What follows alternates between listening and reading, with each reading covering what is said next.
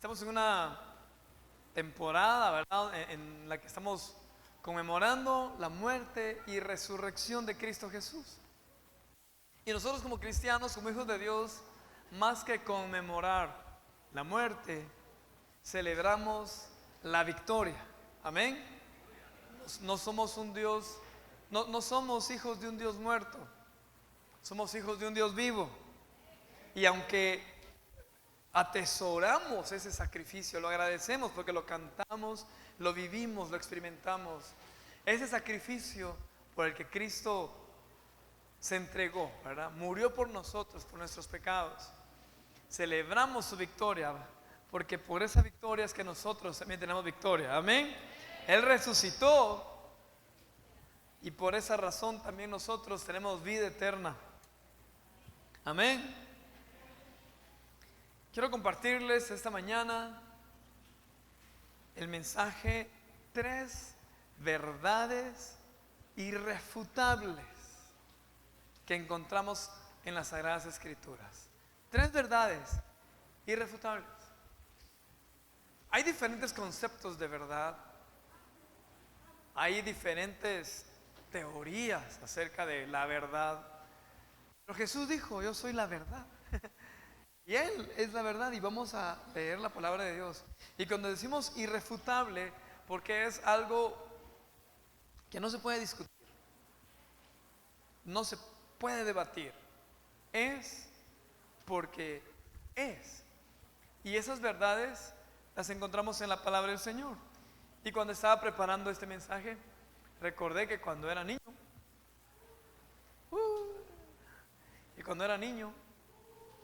un grito de júbilo, recibí un tratado. No sé si ustedes recibieron ese tratado que yo le voy a decir ahorita, pero se llamaba Las 4 Leyes Espirituales. Y es un tratado así evangelístico. ¿Quiénes recibieron ese tratadito? Yo lo recibí.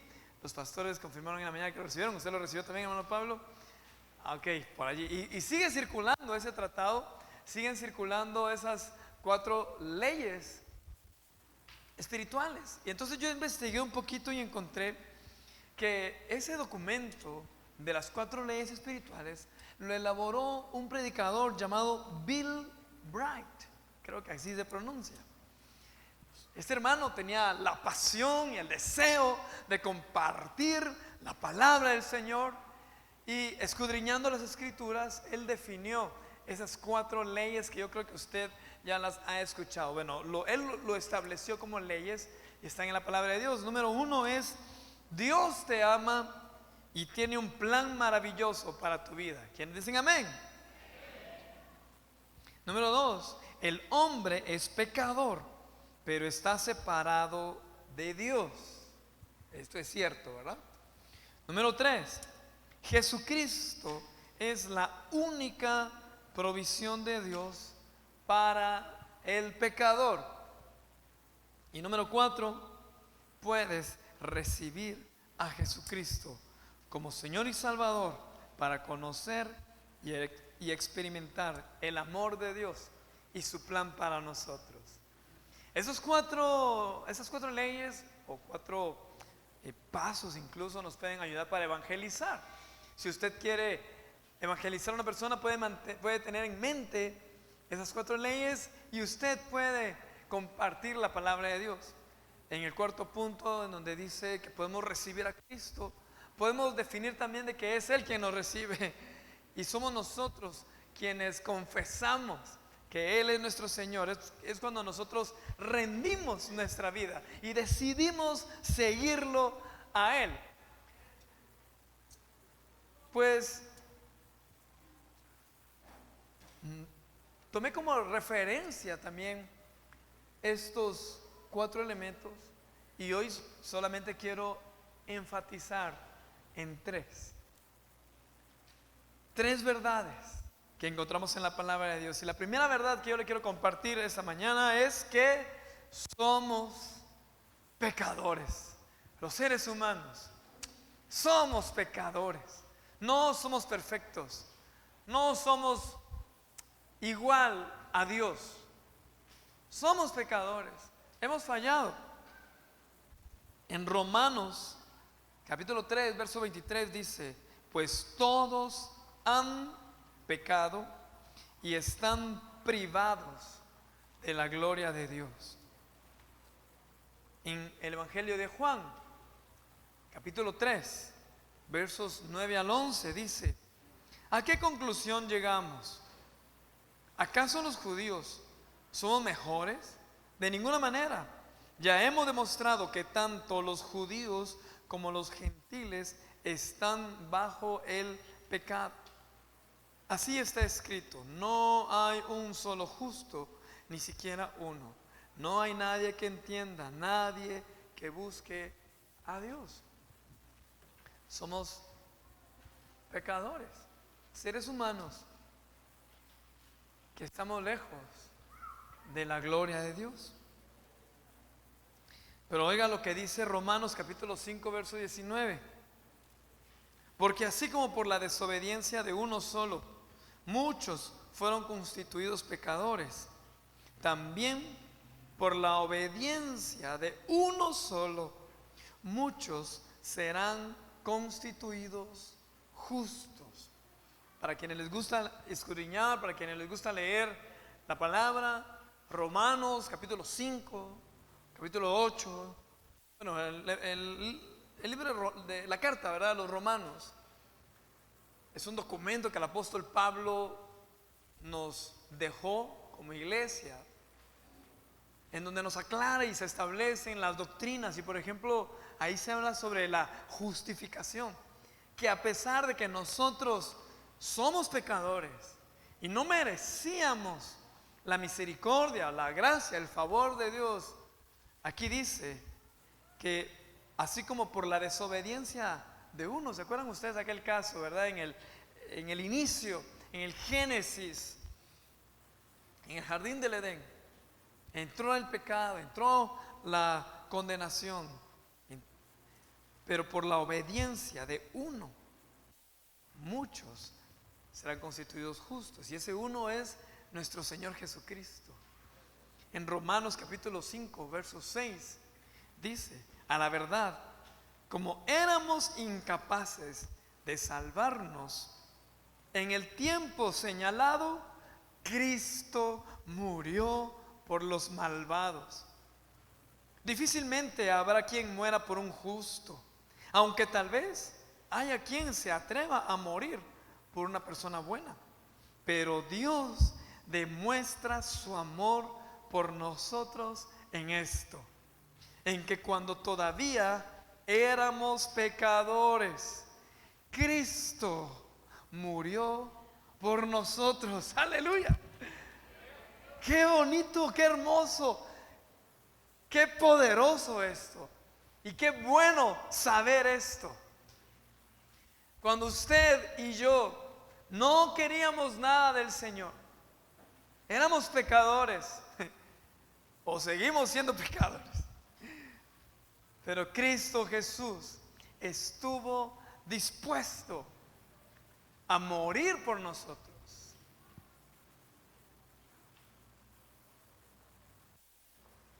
Hace unos días leí un documento y una persona decía,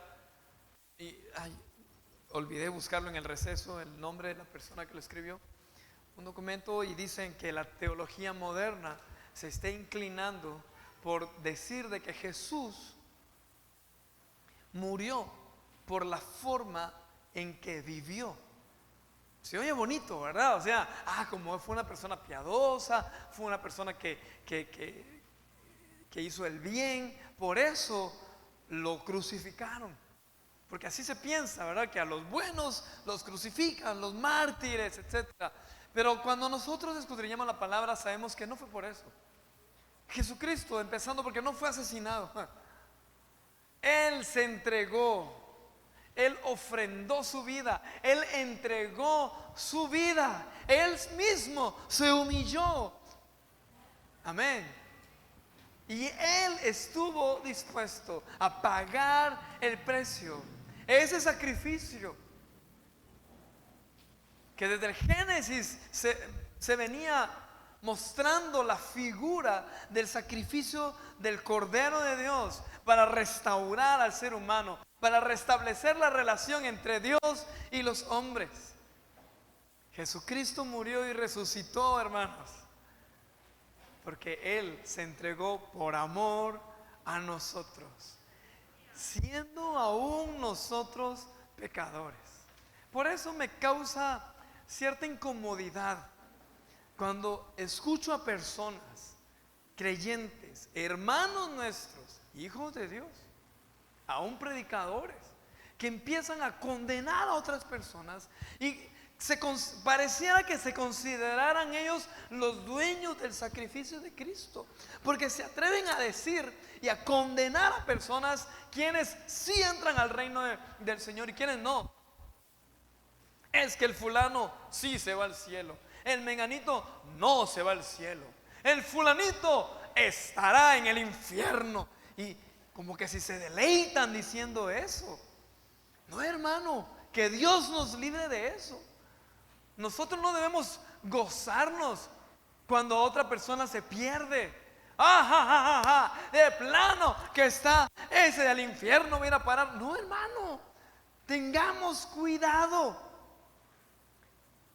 Usted y yo no fuimos los que pagamos el precio. Quien pagó el precio fue Jesucristo. Y Dios, Él es Dios.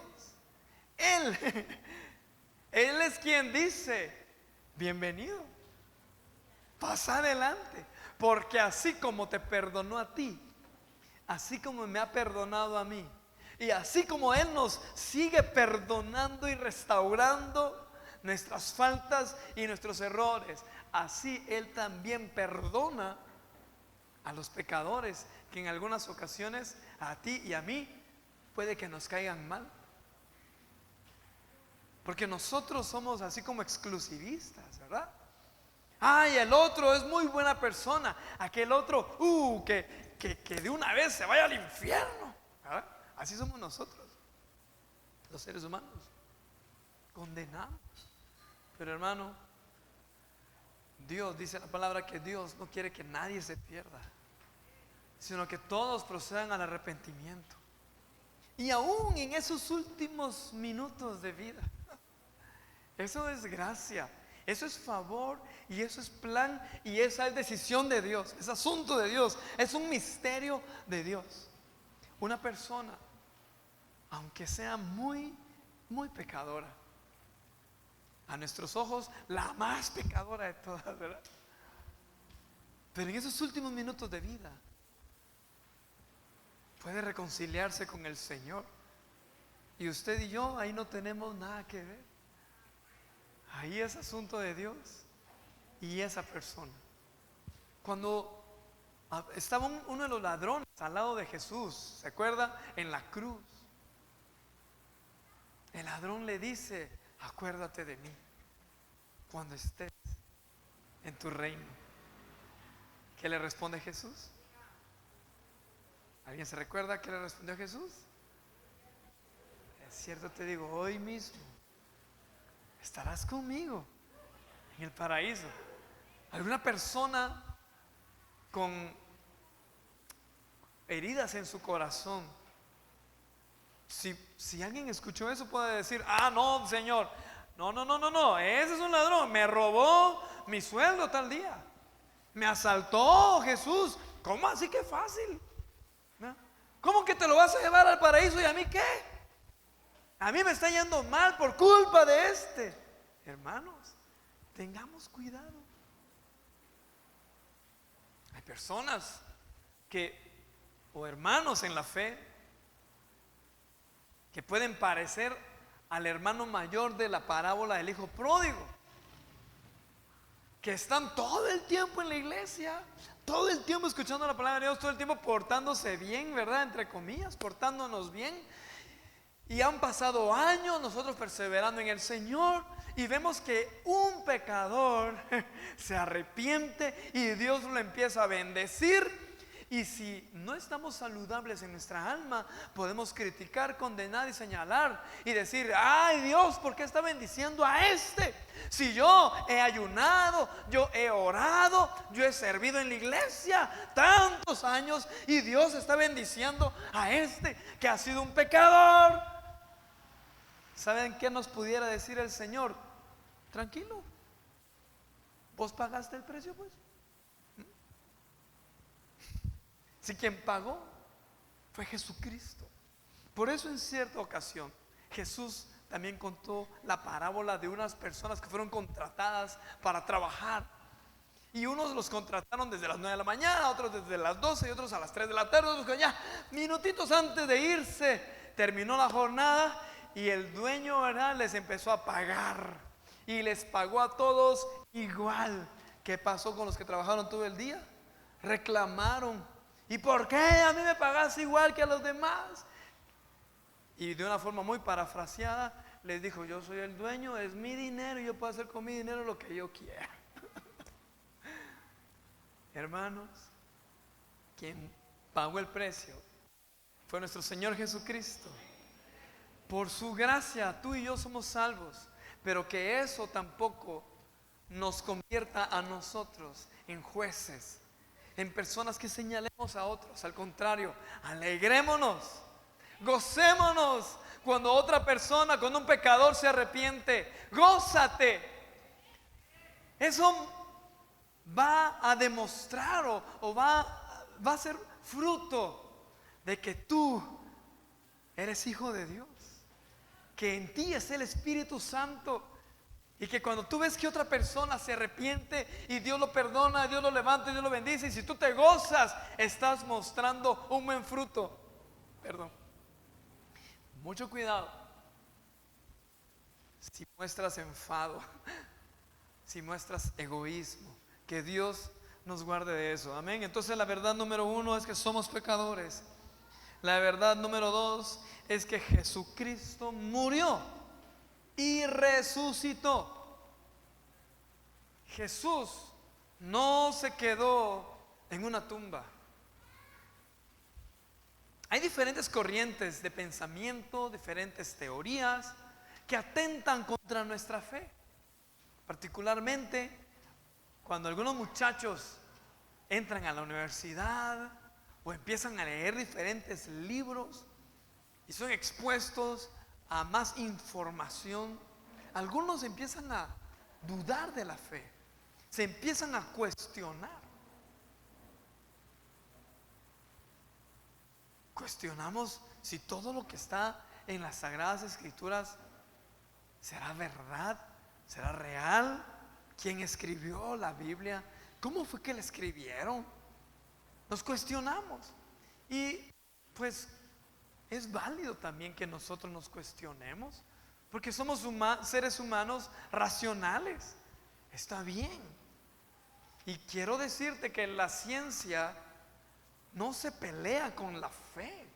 Hay personas que creen eso. No estudias mucho y no leas eso, porque tu fe va a ser, vas a perder la fe. No, es que no debe pelearse. La ciencia confirma nuestra fe, o así debería ser. Hay personas que confirman que Jesucristo vivió sobre esta tierra. La historia lo confirma, la arqueología, la antropología confirma de que Jesucristo caminó entre nosotros. Pero lo que no afirman muchos es que Él haya muerto y haya resucitado. ¿Y en dónde está ahora? Si resucitó, ¿qué se hizo? Allí en este momento, hermanos, en esa parte es cuando nosotros debemos estar firmes en nuestra fe y saber que Jesucristo es el Hijo de Dios. Eso lo dice la Biblia. En primera carta a los Corintios, capítulo 15, verso 14, dice: y si Cristo no ha resucitado, nuestra predicación no sirve para nada, como tampoco la fe de ustedes. Pero oiga, Eso lo está escribiendo el apóstol Pablo.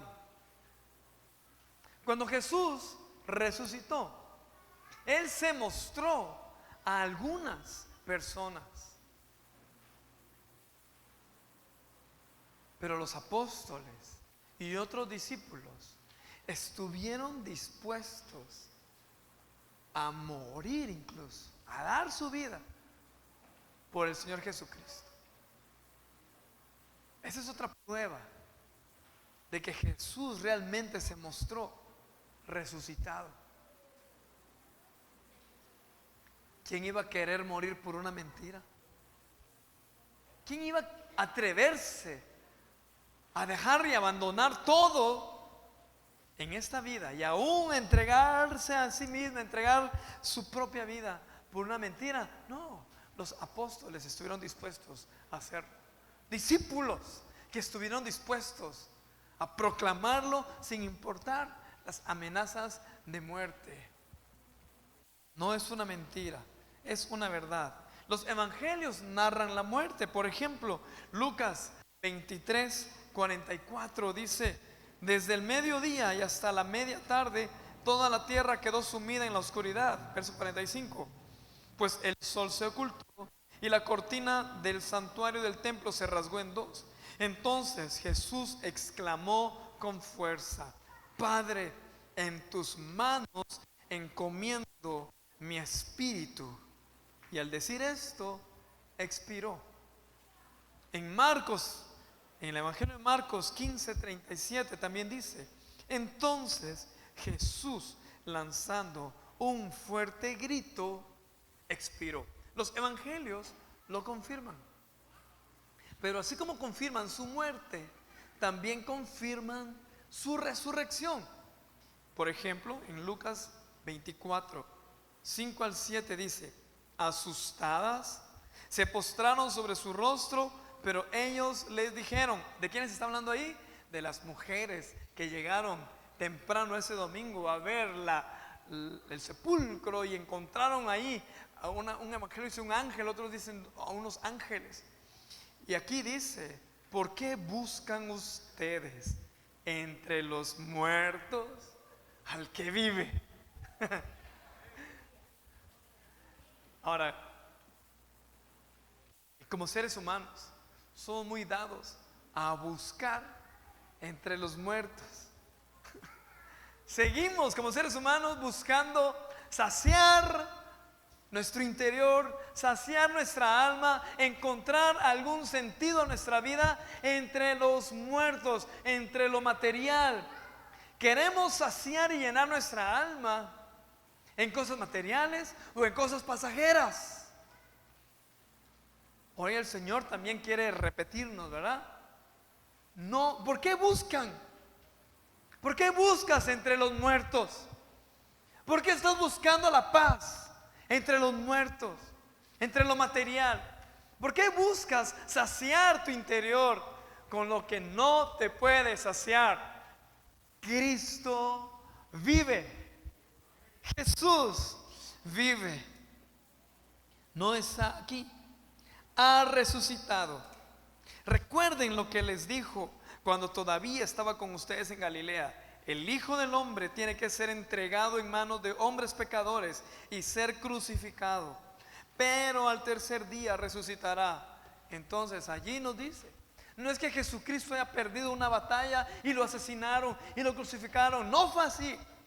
Él se entregó, Él se humilló por ti, por mí, por todos los que nos rodean. Ese es el amor de nuestro Padre Celestial y el amor de Jesucristo.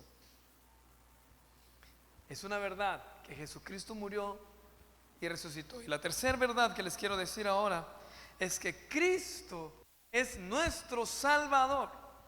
Un predicador hace poco posteó, y yo lo volví a compartir,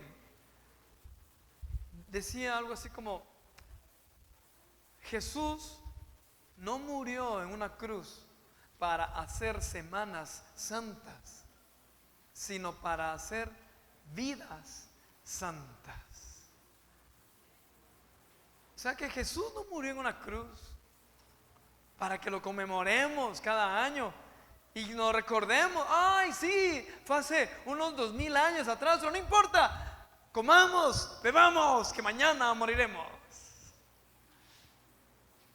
No. En esta época, incluso muchas personas disfrutan del asueto, ¿verdad? O disfrutamos de los días de descanso, pero no conmemoramos, ni siquiera recordamos. Algunas personas tal vez ni saben por qué, cuál es la razón de estos días de descanso. Y es recordar, conmemorar. Incluso ustedes saben de que algunas personas hacen penitencia en estos días. Hay personas que en este tiempo hacen ayuno, oración, y se toman muy en serio estos días, ¿verdad? Lo que se le conoce como cuaresma. Se lo toman bien en serio. Pues yo, querido hermano, yo le invito a que usted y yo meditemos también en la muerte y resurrección de nuestro Señor Jesucristo. Pero más que la muerte, yo le animo a que celebremos que Él resucitó y que Él vive. Y haciendo un paréntesis, por eso le invito a que no falte de hoy en 8, porque vamos a estar celebrando que Cristo resucitó. El domingo de resurrección estaremos celebrando que nuestro Dios, nuestro Jesucristo vive. Amén. Amamos y adoramos a un Dios vivo. Romanos 5:8. Ahorita voy a lanzar una descarga de versículos para reafirmar lo que estoy diciendo. Así que anótelos y preste atención. Romanos 5:8. Pero Dios demuestra su amor por nosotros en esto, en que cuando todavía éramos pecadores, Cristo murió por nosotros. Romanos 5:17 al 19. Pues si por la transgresión de un solo hombre reinó la muerte, y se está refiriendo a lo que sucedió en el jardín del Edén, con mayor razón los que reciben en abundancia la gracia y el don de la justicia reinará en vida por medio de un solo hombre, Jesucristo. Por tanto, así como una sola transgresión causó la condenación de todos, también un solo acto de justicia produjo la justificación que da vida a todos. Porque así como por la desobediencia de uno solo muchos fueron constituidos pecadores, también por la obediencia de uno solo muchos serán constituidos justos. Por eso tenemos que adorar a Jesús. Él fue obediente. Él se humilló hasta la muerte por nosotros. Y esa es una verdad. Jesús es nuestro Salvador. Romanos 3, 23 y 24.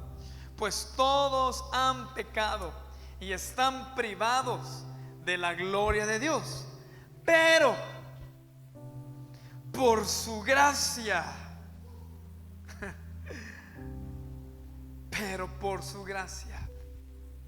son justificados gratuitamente mediante la redención que Cristo Jesús efectuó.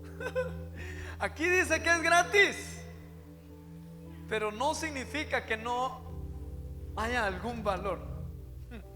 Para ti, para mí, la salvación es gratis, pero el precio que se pagó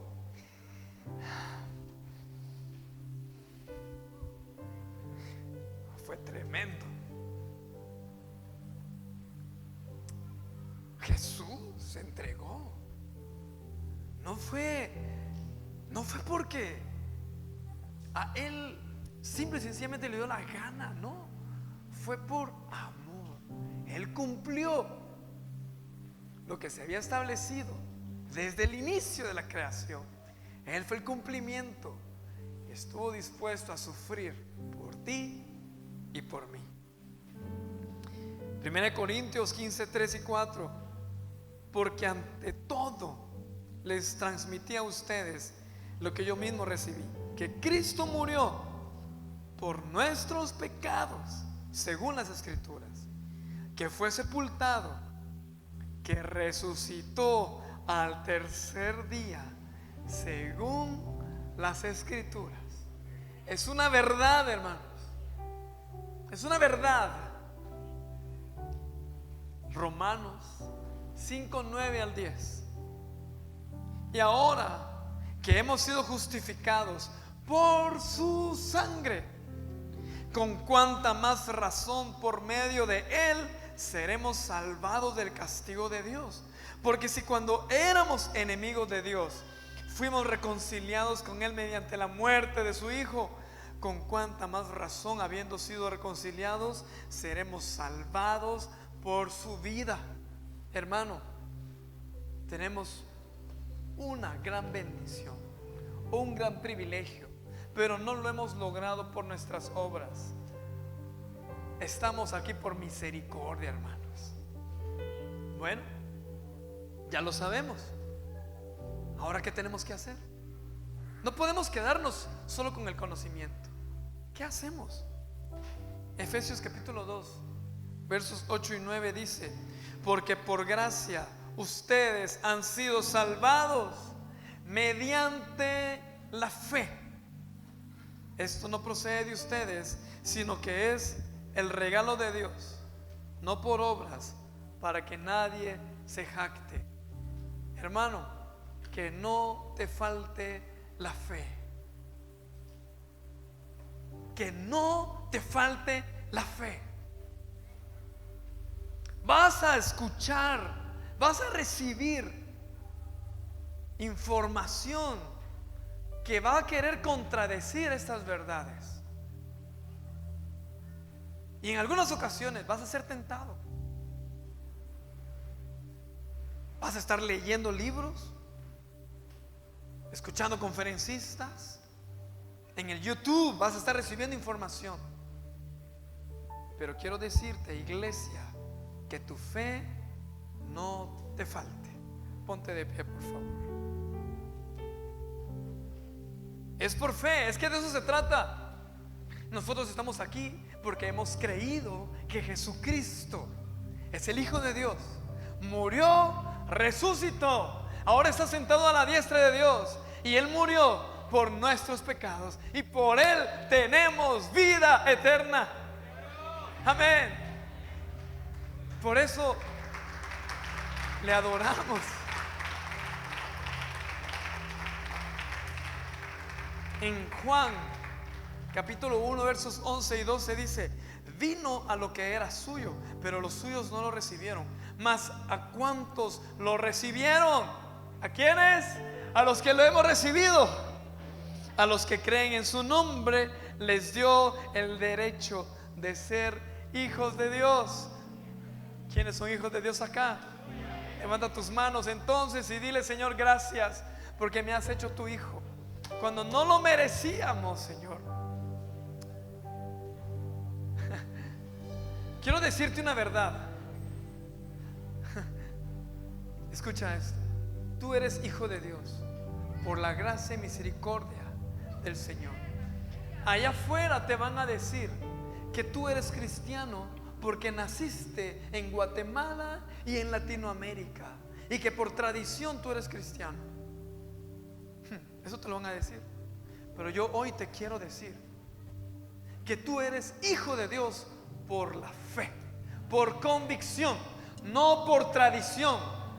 Eres hijo de Dios y somos hijos de Dios porque nosotros hemos decidido creer en Cristo Jesús.